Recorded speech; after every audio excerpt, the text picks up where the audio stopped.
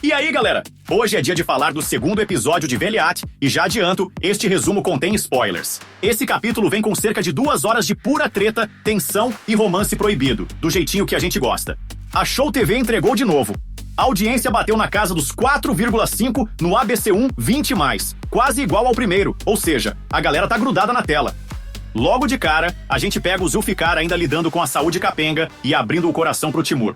Finalmente temos mais detalhes dos segredos da família Karslan. E o Timur, coitado, mal teve tempo de processar o que rolou com a Reyhan e já tá sendo jogado pra dentro do terminal. Ele aceita dar uma força, mas sem saber que tá, na prática, sendo colocado como o sucessor do Zafer. Do minuto 30 até lá pelo minuto 80, é só fogo no parquinho. Kudret e Deria se bicam e já começam a planejar como derrubar o possível retorno do Zafer. A Deria, então, tá em modo cobra total, negociando pelas costas da família com rivais do terminal. Enquanto isso, o Timur começa a se meter de vez nos negócios e descobre que a família tá atolada em dívidas. A cena dele consertando o problema mecânico no terminal é top. Ação, barulho de motor e ele provando que não é só um peixe fora d'água. Só que, claro, ele compra briga com o Vezir, Tansub Ser, e já temos rivalidade formada.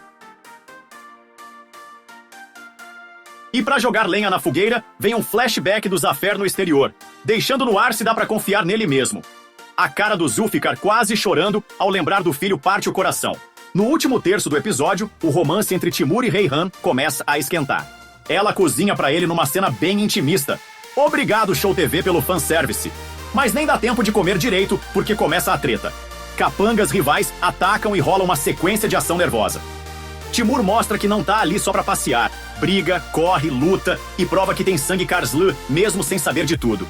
E já vou adiantando, o link para este episódio tá na descrição, então depois de assistir o vídeo, corre lá pra ver o episódio completo. Paralelo a isso, o Beyazut e outros personagens começam a formar alianças de bastidores, preparando terreno para mais drama nos próximos capítulos. Nos últimos 20 minutos vem o baque. Timur é confrontado sobre sua identidade, e a discussão é pesada.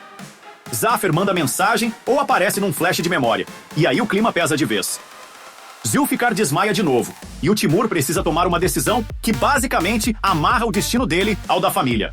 A última cena fecha com promessa de traição vindo de dentro da casa, e a Reyhan no meio de um dilema moral.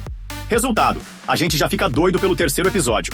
Deixa aquele like, compartilha e se inscreva no canal para não perder nenhum episódio de Veliath. Obrigado por assistir, fui!